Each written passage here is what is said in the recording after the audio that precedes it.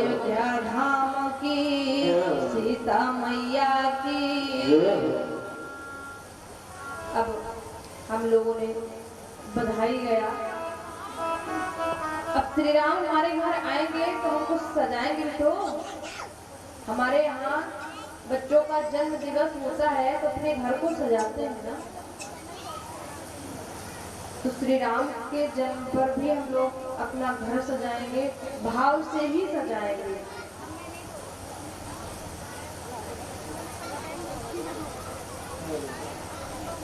सजा दो घर को गुलशन सा, सजा दो घर को गुलशन सा, मेरे सरकार आए हैं। प्रेम से आप लोग गाइएगा हमारे पास में, उच्च स्वर में थोड़ा गाइएगा तो हमारी तरफ सुनाइए कि सजा दो घर को गुलशन सा,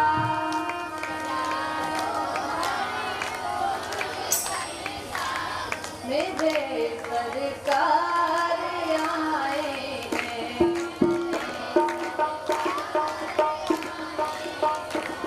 सजा दो घर को गुलशन सा, सजा दो घर को गुलशन सा, मेरे सरकार आए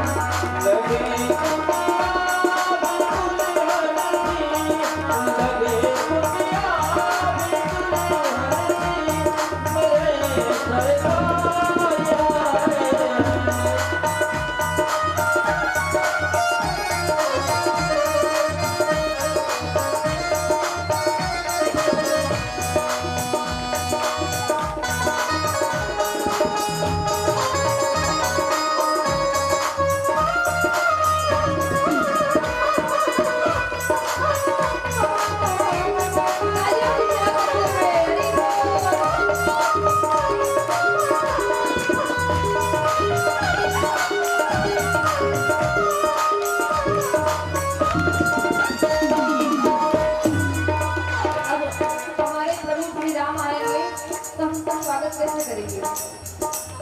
उनके लिए हम अच्छे से बिस्तर लगाएंगे, अपने पुराने बिस्तर में से लगाएंगे।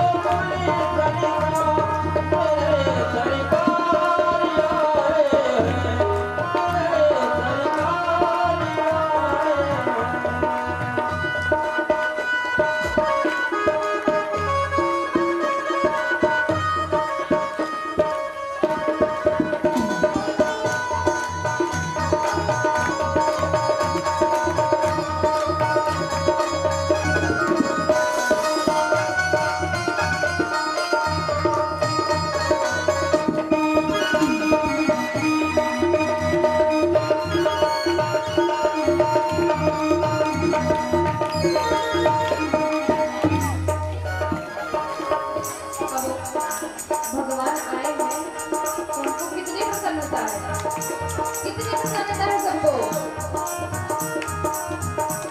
तेरी आहट से है वाकिफ नहीं चेहरे की है दरकार। तेरा आहट से है वाकिफ नहीं चेहरे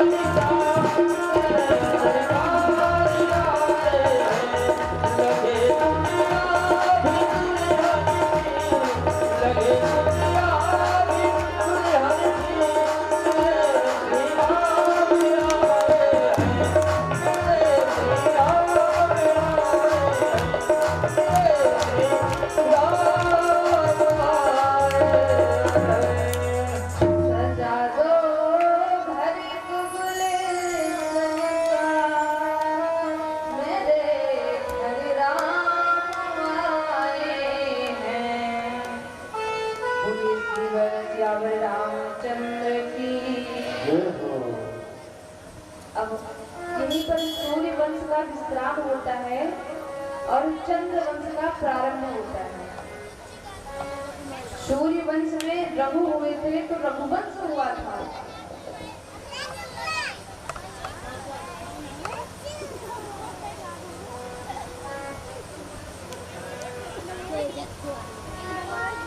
चंद्र वंश में ययाति हुए तो उस वंश को यदुवंश के नाम से जाना गया। अब यदुवंश के शुरुआत नहीं हो रहा है, हमारे क्या करें। लेकिन अगर इसी जगह पर ये पूछते कि प्रभु ऐसा क्या कारण होता है कि किसी किसी को संतान की प्राप्ति क्यों नहीं होती है, तो इसमें अपना भी हित छुपा हुआ है और संपूर्ण जगत का भी। लेकिन लोग क्या करते हैं, संत के पास जाएंगे सिर्फ अपनी समस्या लेकर, सिर्फ अपने बारे में नहीं सोचना चाहिए, संपूर्ण जगत के बारे में जाकर संत से पूछना चाहिए। इसलिए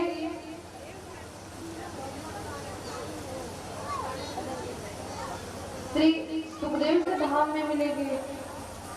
तब शंकर भगवान क्या कहते हैं कि हरि व्यापक सर्वत्र समाना, हरि व्यापक सर्वत्र समाना,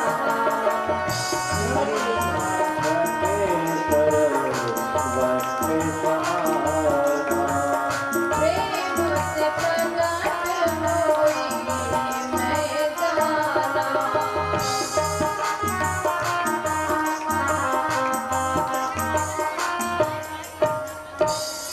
कि हरि व्यापक सर्वत्र समाना, प्रेम से प्रकट होई मैं जाना। शंकर भगवान कहते हैं कि हरि प्रत्येक जगह पर है, प्रत्येक कण कण में है, लेकिन मिलेंगे कब? जब आप प्रेम से बुलाएंगे। शंकर भगवान की ऐसे बात सुनकर सभी देवता भगवान विष्णु का ध्यान करते हैं और पुकारते हैं। पुकारना भी दो कारण से होता है, एक होता है प्रेम से पुकारना और एक होता है किसी चीज से डरे हुए रहते हैं तब भगवान को पुकारते हैं। भगवान समझ रहे हैं कि यहाँ हमारी जरूरत है, इसलिए हमें पुकारा जा रहा है। प्रत्यक्ष प्रकट नहीं होते हैं, आवाज सुनाई देती है सबको कि ठीक है, मैं द्वापर युग में देवकी और वासुदेव के यहाँ अवतार लेकर तुम लोगों की रक्षा करूंगा। अब कंस भी बहुत उदास था क्योंकि उसकी प्रिय बहन थी। कंस अपने लोगों को नहीं कहा कि तुम रथ चलाकर ले जाओ, वो स्वयं देवकी और वासुदेव का रथ चलाने के लिए बैठ गया। जैसे ही कुछ देर दूर निकला, वैसे ही आकाशवाणी होती है कि रे मूर्ख, तू जिस बहन को इतने प्रेम से ले जा रहा है, उसी का 8वां पुत्र तुम्हारा वध करेगा। अब कंस तो लोगों के सामने बहुत अच्छा बनता था, अब क्या करे, उसके कुछ समझ में ना आया। उसने बात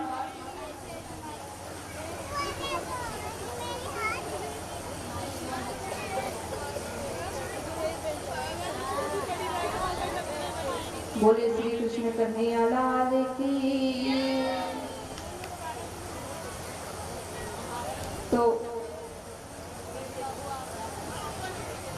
वासुदेव और देवकी को ले जा रहा था, कुछ दूर फिर निकला तो फिर आकाशवाणी होती है। अब वो डर जाता है और डर के मारे वो अपना असली रूप सामने लाता है और देवकी के बाल पकड़ करके अंदर ले जाता है और कहता है जब मेरी बहन ही जिंदा नहीं रहेगी तो उसके पुत्र कहां से होगा। अब वासुदेव जी का विवाह हुआ है देवकी से, उनका तो फर्ज बनता है बचाना अपनी पत्नी को। तब वासुदेव जी कहते हैं कि मेरे पुत्र से तुमको खतरा है, मैं तुमको वचन देता हूँ कि मेरे जितने भी संतान होंगे मैं तुमको तुम्हारे हाथ में लाकर दे दूंगा, तुम मेरी पत्नी को छोड़ दो। कंस सोचता है ये भी ठीक है। अब कुछ दिन बीतता है, 9वें महीने में देवकी के एक पुत्र होता है। पहले पुत्र का नाम है कीर्तिमान। अब कंस ने सोचा कि ये तो पहला पुत्र है, ये क्या ही मुझे मारेगा, खतरा तो मुझे 8वें पुत्र से है। तब उसके मन में दया भाव आ जाता है। तब भगवान सोचे कि इस प्रकार इसका वध संभव नहीं है, क्योंकि पापी व्यक्ति के अंदर दया का भाव आना सही नहीं है, क्योंकि दया आ गया तो आगे चलकर और आतंक फैलाएगा। इसलिए इसको कुछ ऐसा करना पड़ेगा कि इसके मन से दया की भावना समाप्त हो जाए। अब विष्णु भगवान नारद जी को भेजते हैं, नारद जी को भेजते हैं और कहते हैं कि देवर्षि नारद, आप कंस के पास जाइए और उसकी बुद्धि थोड़ा भ्रमित करिए, नहीं उसके अंदर अगर दया की भावना आ गई तो सब कुछ गड़बड़ हो जाएगा। अब नारद जी जाते हैं, कंस ने आकर सत्कार किया क्योंकि ब्राह्मण है। देवर्षि नारद को सब मानते थे, कहीं भी जाते थे सब उनका आदर सत्कार करते थे। तब कंस ने कहा कि बोलिए प्रभु, कैसे आना हुआ आपका यहाँ पे, कुछ न कुछ तो प्रयोजन हो गए।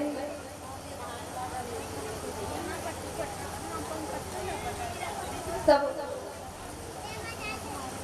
देवर्षि नारद कहते हैं, एक हाथ में पंखुड़ी लेते हैं, कमल का पुष्प लेते हैं और कहते हैं इसमें कितनी पंखुड़ियां हैं। तब वो गिनता है, तब कहता है कि इसमें पंखुड़ी, देवर्षि नारद कहते हैं कि पहली पंखुड़ी कौन सी है, किधर से भी गिनेंगे सब पहली ही पंखुड़ी मिलेगी। किसी पंखुड़ी का नाम तो है कि हम यहाँ से गिने थे, ये 8वीं है, किसी को पहचान सकते हैं कि 8वीं है कि 7वीं है, 6ठी है। तब देवर्षि नारद समझाते हैं कि देखो ये जो कमल का पुष्प है, इसमें आप ये नहीं समझ सकते कि इसमें पहली पंखुड़ी कौन सी है। उस प्रकार आप ये कैसे समझ लिए कि देवकी के 8वां पुत्र ही आपको मारेगा, पहला भी तो मार सकता है। तब कंस सोचता है हाँ ये बात तो सही है। देवर्षि नारद इतना कहकर चले जाते हैं और कंस देवकी के पहले पुत्र को लेता है और उसकी हत्या कर देता है। इसी प्रकार 6 पुत्र हुए। 7वां पुत्र जब गर्भ में था देवकी मां के,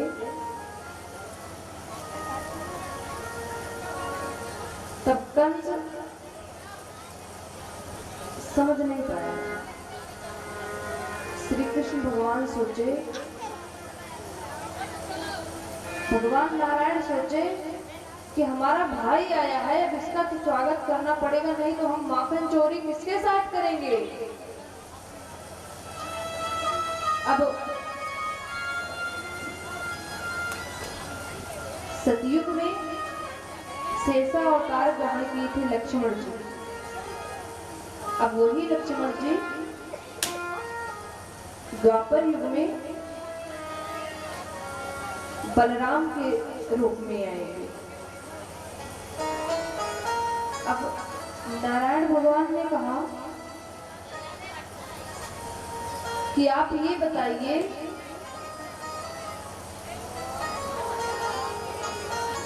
नारायण भगवान ने योग माया को आदेश दिया और कहा कि ये जो देवकी मां का गर्भ है, ये जाकर गोकुल में रोहिणी मां के गर्भ में आकर स्थापित कर दीजिए, क्योंकि रोहिणी मां देवकी की दूसरी पत्नी थी, वासुदेव की दूसरी पत्नी थी। और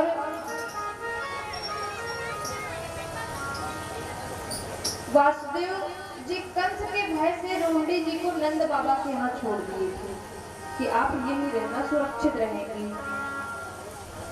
योग माया के आदेश से देवकी के गर्भ को ले जाकर रोहिणी के गर्भ में स्थापित करती हैं और रोहिणी के गर्भ से बलराम जी का अवतार होता है। बोलिए बलराम जी महाराज की। ये रामावतार में लक्ष्मण थे और द्वापर युग में बलराम जी बने। 8वां जब गर्भ हुआ देवकी माँ को, तब जब देवकी माँ के गर्भ में थे भगवान, ये बताइए गर्भ में जब कोई बच्चा रहता है तो बहुत कष्ट होता है उसे, नरक के समान होता है, इतना कष्ट होता है। लेकिन जिस गर्भ में मेरे बांके बिहारी रहते हो वो गर्भ मंदिर बन जाता है।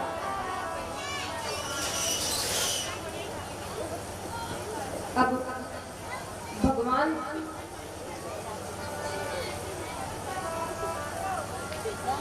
देवताओं ने भगवान की स्तुति की कि सत्यम व्रतम सत्य परम त्रिसत्यम सत्यस्य योनि निहितं च सत्यम सत्यस्य सत्यव्रतम् सत्यनेत्रा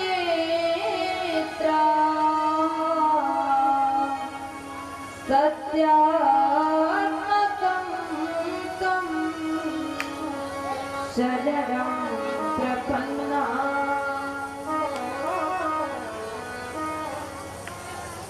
सभी देवता भगवान की स्तुति करते हैं और कहते हैं, हे प्रभु, आप सत्य व्रत जो संकल्प करते हैं वह पूर्ण करते हैं। आप ही परम सत्य हैं, आप तीनों कालों में सत्य हैं। गोविंद आपका, आप ही सत्य ही जन्म देने वाले हो, सत्य में ही निवास करते हो। हम सब देवता आपके चरण में बारंबार प्रणाम करते हैं।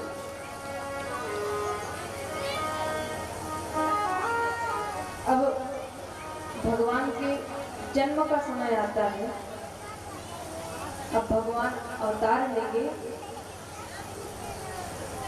इससे भगवान के अवतार लेने की व्यवस्था जल्दी करवाई जाए।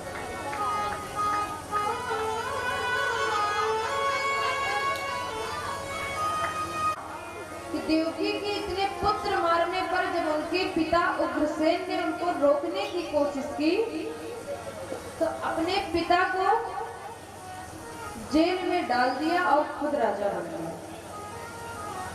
अब भगवान श्री कृष्ण को तो पता है कि हमारा स्वागत कोई करने वाला तो है नहीं, लेकिन जो मनुष्य भगवान का स्वागत ना करे वो मनुष्य कैसे? भगवान का स्वागत तो पूरी प्रकृति कर रही है। भगवान का जब अवतार होने वाला रहता है तब मंद सुगंधित हवाएं चलती हैं, सरोवर में कमल के पुष्प खिलते हैं और आकाश में बादल गर्जना करते हैं। गर्जना भी कैसे करते हैं कि कंस के यहाँ तक आवाज न जाए और सभी प्रकृति झूम कर भगवान का स्वागत करती है।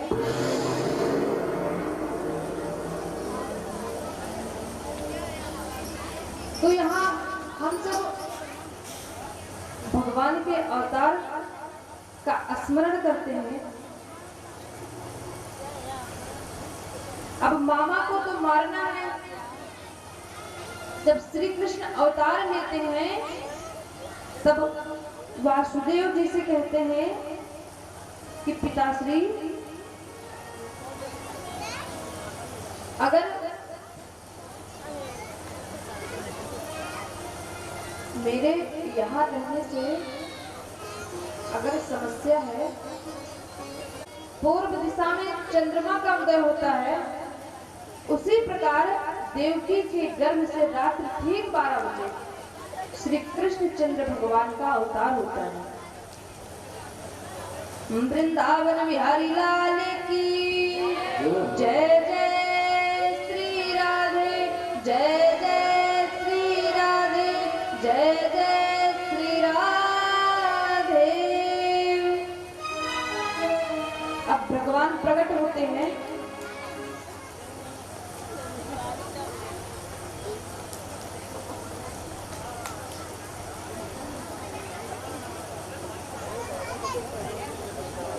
भगवान प्रकट होते हैं। देवकी वसुदेव जी दोनों स्तुति करते हैं भगवान की, भगवान की स्तुति करते हैं। तब प्रभु कहते हैं कि आप मुझे गोकुल छोड़ आइए, नहीं कंस आपको छोड़ेगा नहीं। तब जैसे ही श्री कृष्ण भगवान को त्रिधार करते हैं अपने स्तर के ऊपर,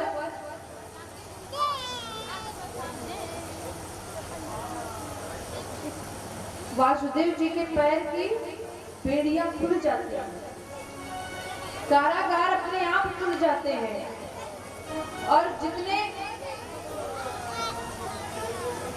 सैनिक थे सब सो जाते हैं, यहाँ तक कि कंस भी उस दिन सो जाता है। सब सो जाते हैं। तब वासुदेव जी श्री कृष्ण को लेकर के नंद बाबा के यहाँ जाते हैं और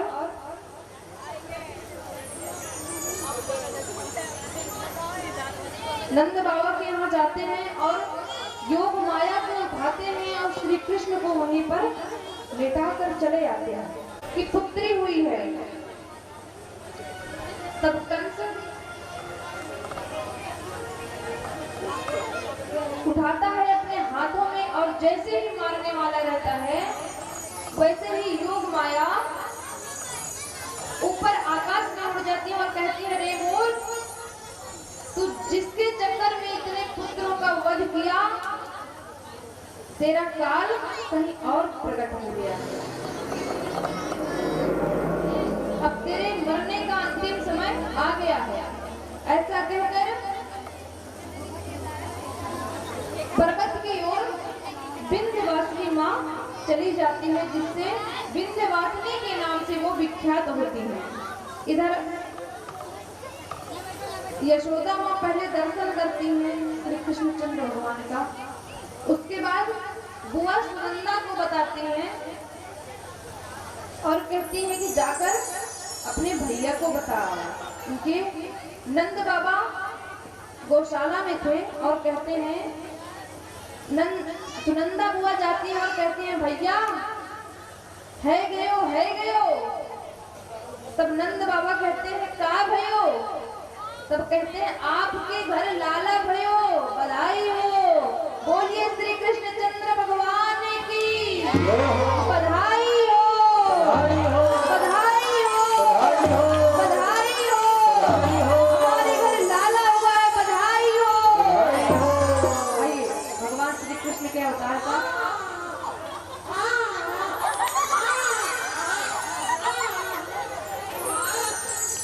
स्वागतम कृष्णा शरणागतम कृष्णा,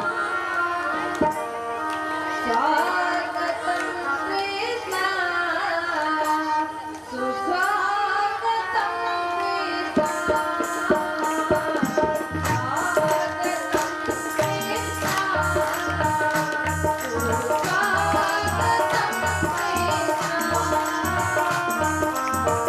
स्वागतम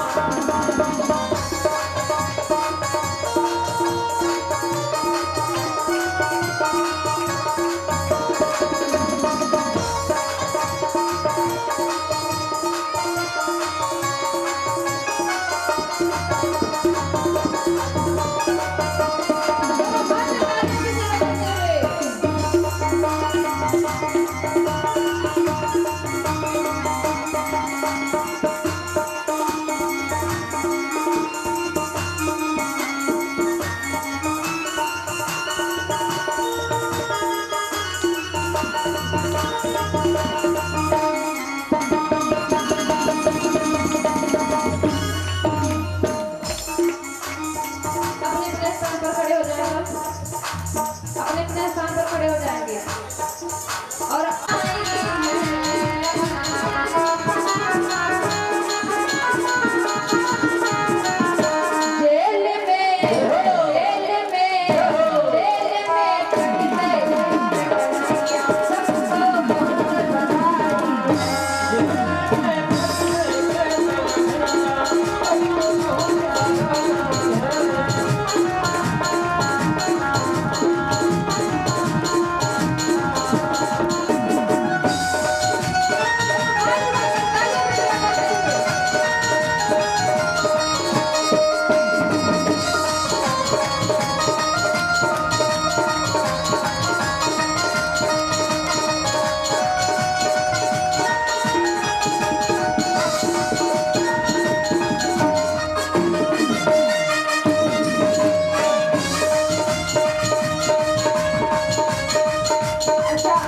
हमारे यहाँ लाला हुआ है, तो जिसको भी प्रसन्नता से बधाई देनी है वो आगे आए और बाकी सब नृत्य करेंगे।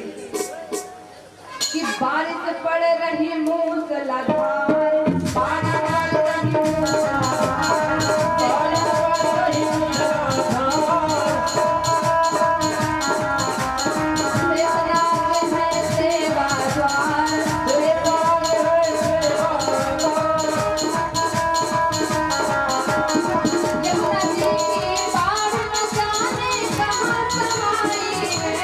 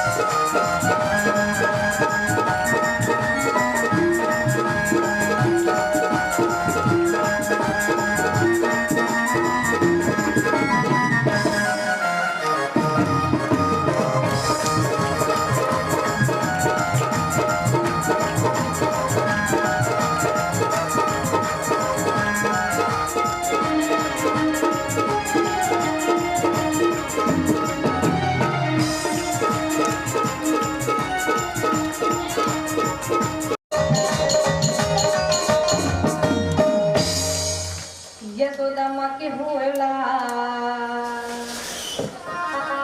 राधे राधे राधे राधे राधे राधे राधे राधे यशोदा माँ के हुएला।